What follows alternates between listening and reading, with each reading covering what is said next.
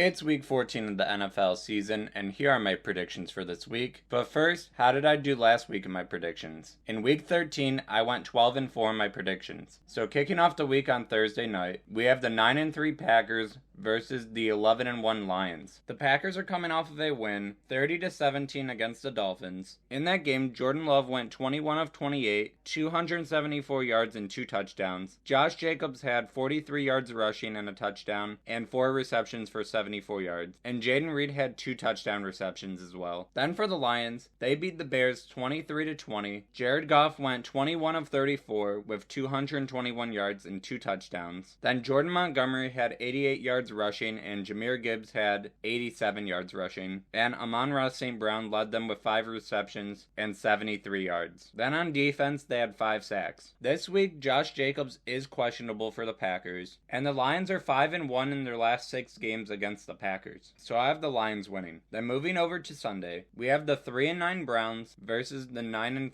Steelers. The Browns are coming off of a 41-32 loss against the Broncos. In this game, Jameis Winston went 34-58, 497 yards, 4 touchdowns, and 3 interceptions. And 2 of those interceptions were pick sixes. So that set a Browns franchise record for most passing yards in a game, and is a new career high for Jameis Winston as well. Then Jerry Jeudy had 9 receptions for 235 yards and a touchdown. And that's by far a career high for Jerry Jeudy in a game. And it's the most yards in a game by a player in their first game back against their old team. Then the Steelers are coming off a 44-38 win against the Bengals. Russell Wilson went 29 of 38 with 414 yards, 3 touchdowns, and an interception. Then Najee Harris had 75 yards rushing and a touchdown, and George Pickens led them with 3 receptions, 74 yards, and a touchdown. This should be a very good game. They played each other 2 weeks ago in week 12, and the Browns won that game at home in a blizzard. But the Steelers are at home, and I think the Browns and Steelers are going to split their season series, so I have the Steelers winning. Then the 4-8 Saints versus the 2-10 Giants. The Saints are coming off a 21-14 loss against the Rams. Alvin Kamara had 112 yards rushing, and Marquez Valdes-Scantling had 2 receptions for 36 yards and a touchdown. And in his last 3 games, he has 4 touchdowns. But unfortunately in that game, Taysom Hill did tear his ACL and is out for the rest of the season. Then for the Giants, they're coming off of a 27-20 loss against the Cowboys. In this game, Drew Lock went 21 of 32, 178 yards, and an interception, and he also had 57 yards rushing and a touchdown. Then Malik Nabers had 8 receptions for 69 yards. And after that game, Dexter Lawrence was placed on the IR. So far this week, the Giants have not said who their starting quarterback is this week, but I don't think it matters that much, so I have the Saints winning. Then the 6-6 Falcons versus the 10-2 Vikings. The Falcons are coming off a 17-13 loss against the Chargers. Kirk Cousins went 24 of 39, 245 yards, and 4 interceptions. Bijan Robinson had 102 yards rushing and a touchdown, and Ray McLeod had 4 receptions for 95 yards. Then the Vikings are coming off a very close win, 23-22 against the Cardinals. Sam Darnold went 21 of 31, 235 yards, and 2 touchdowns, and Justin Jefferson had 7 receptions for 99 yards, and he is now the 4th player in NFL history to have at least 1,000 receiving yards in each of his first 5 seasons. The Falcons are currently on a 3-game losing streak, and the Vikings have won their last 5 games in a row, so I have the Vikings winning. Then the 2-10 Raiders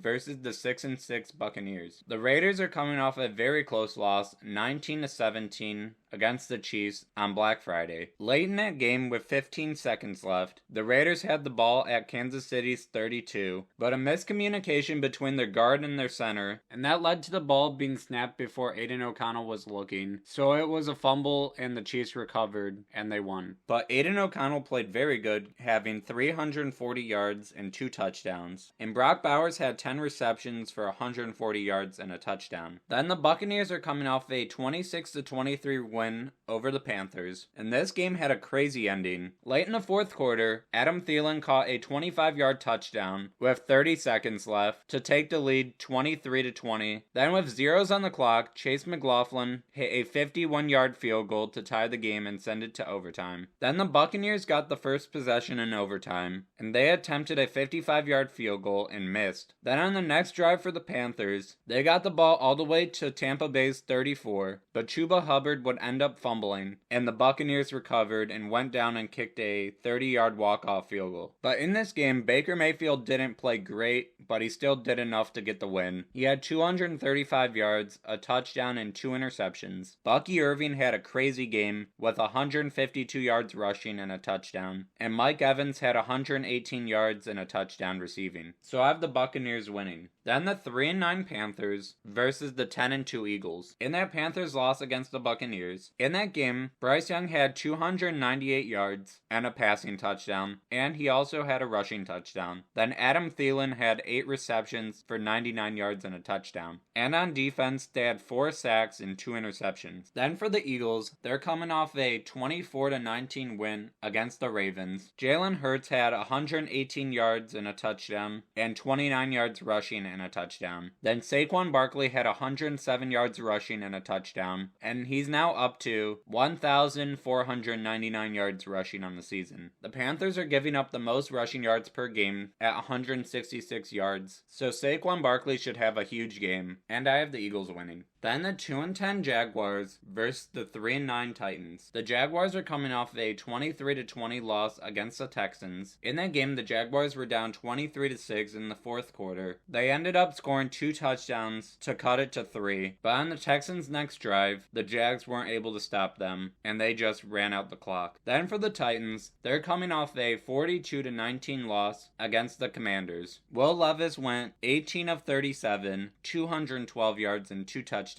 Then Nick Westbrook and Keenhay had 3 receptions for 61 yards and 2 touchdowns. This week, Trevor Lawrence is questionable with a concussion, so I have the Titans winning. Then the 3-9 Jets versus the 5-7 Dolphins. The Jets are coming off a 26-21 loss against the Seahawks. In that game, Aaron Rodgers went 21 of 39, 185 yards, 2 touchdowns, and an interception. Breece Hall had 60 yards rushing, and Devontae Adams had 5 receptions for 66 yards and a touchdown. Then for the Dolphins in their loss against the Packers, Tua went 37 of 46, 365 yards and 2 touchdowns, and Jonnu Smith had 10 receptions for 113 yards, and he's now had 300 yards and 3 touchdowns in his last 3 games. Both of these teams have been struggling a lot this season, but it's a divisional game, and I could see this one going either way, and I have the Jets winning. Then the 7-5 Seahawks versus the 6-6 Cardinals. In the Seahawks win against the Jets, Geno Smith went 21 of 31, 206 yards and a touchdown, and Jackson Smith-Njigba had 4 receptions for 74 yards. And on defense, Leonard Williams had a huge game with 2 sacks and a 92-yard pick 6. Then in the Cardinals' loss against the Vikings, Kyler Murray went 31 of 45, 260 yards, a touchdown and 2 interceptions. James Conner had 68 yards rushing. Then Trey McBride had 12 receptions for 96 yards. This is a rematch from 2 weeks ago, where the Seahawks won 16-6. So currently the Seahawks are on a 3-game winning streak, and the Cardinals are on a 2-game losing streak. But the Cardinals are at home this week, and the winner of this game will lead their division, so I have the Cardinals winning. Then we have the 10-2 Bills versus the 6-6 Rams. The Bills are coming off a blowout win, 35-10 against the 49ers, and with that win,